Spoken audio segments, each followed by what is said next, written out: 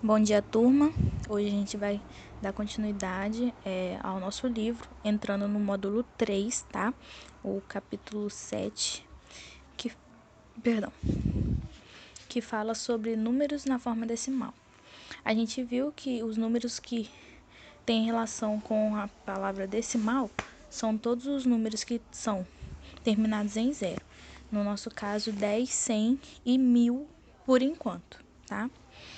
Todos esses números decimais, eles podem ser expressos em frações, né, na forma decimal ou em número com vírgula, tá? A gente vai ver isso mais pra frente.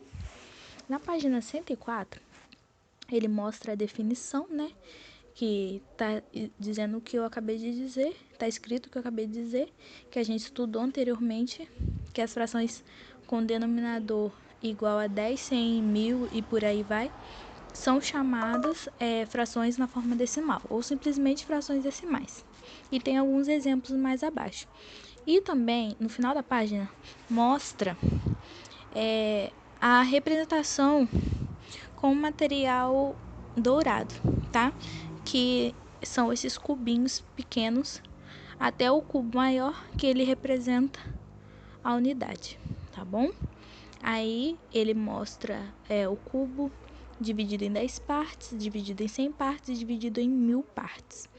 Então, essa parte maior, ela representa o décimo, né, que é 1/10 ou 0,1. O palito representa 1/100 ou 0,01 do cubo.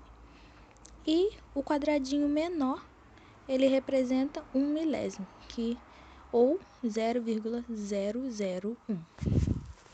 Logo após, na página 105, ele mostra a parte da fração, a parte de forma decimal, número decimal, e como a gente lê, tá? Então, ele mostra a representatividade. Quando a gente coloca o denominador, né, que é o número de baixo da fração, ele é 10, a gente transforma ele 0, e o número que está em cima, um número apenas. Então, se for 5, por exemplo, seria 0,5, porque embaixo é o 10. Então, 1 0, uma casa depois da vírgula. Quando são 2 zeros, que é o 100, são 2 casas depois da vírgula. E quando são 3 zeros, são 3 zeros depois da vírgula, tá bom? Aí tem alguns exemplos, né? São 6 exemplos. É 1/10, que é igual 1 sobre 10, que é igual a 0,1, e se lê 1/10. 8 sobre 10, que é igual a 0,8, e se lê 8/10. 1 sobre 100 é igual a 0,01 e se lê 1/100. 4 sobre 100 é igual a 0,04 e se lê 4/100. 1 sobre 1000 é igual a 0,001, que se lê 1/1000. E 7 sobre 1000, que é igual a 0,007 e se lê 7/1000, tá? A partir daí, tem 3 exercíciozinhos, né, para completar. Vocês vão ler e completar essa parte. E abaixo tem quadro de ordens. O quadro de ordens é o seguinte: ele faz aquela divisão, né? A parte decimal e a parte inteira.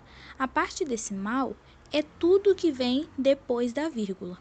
E a parte inteira é tudo que vem antes da vírgula, tá? Então, o quadro é só para você separar a vírgula da parte inteira da parte decimal, tá bom? Na página 106, ele mostra um exemplo de como eu posso representar um número decimal através da figura, que é através do material dourado. O cubo inteiro, sem divisões, ele quer dizer o número inteiro. Então, o número que está representado antes da vírgula, eu represento com um cubo liso. Então, é o número 2, então eu preciso de 2 cubos lisos. O número que representa o centésimo, no meu caso, no décimo, O número que representa o meu décimo, que é a primeira casa depois da vírgula, é o 4. Então, preciso de 4 placas que representam o décimo. O palito, que representa o centésimo, é a segunda casa depois da vírgula. Então, são 3. Então, preciso colocar 3 palitos. E o último é o número que representa o milésimo. E a gente pega o quadradinho sozinho. Então, são 5. Então, são 5 quadradinhos sozinhos. Outra forma de você representar um número é decompondo ele, tá? Você coloca os números referente às casas que eles possuem.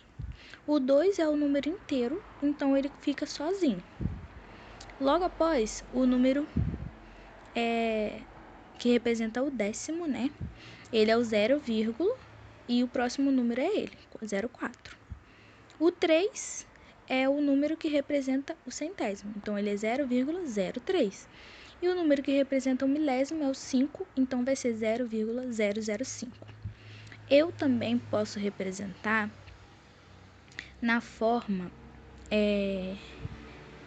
outra decomposição, que eu pego a unidade multiplicada. Como eu faço isso, professora?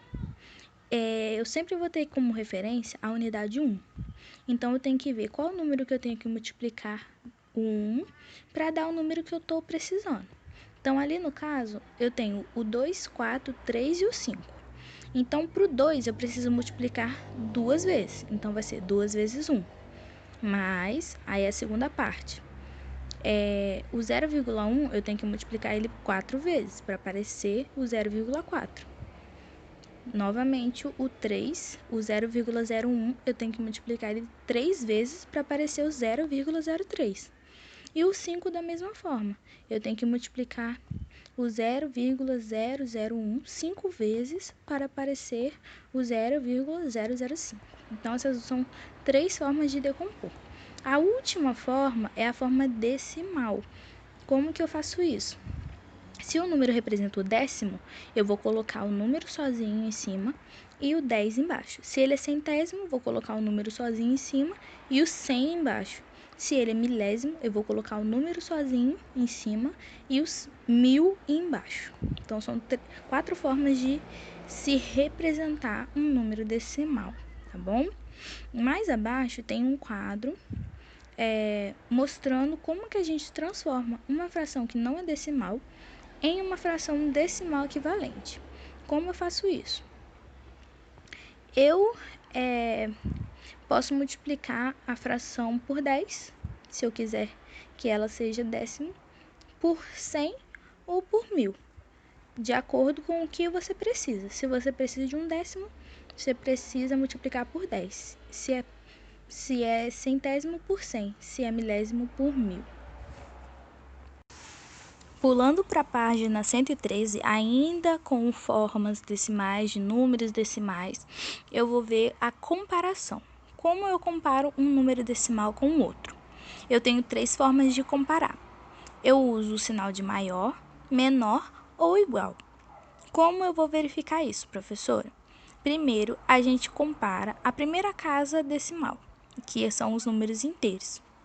Eles são iguais? São. Se eles são iguais, eu pulo para a segunda casa.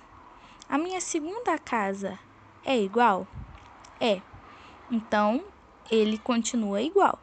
Agora, vamos comparar a terceira casa.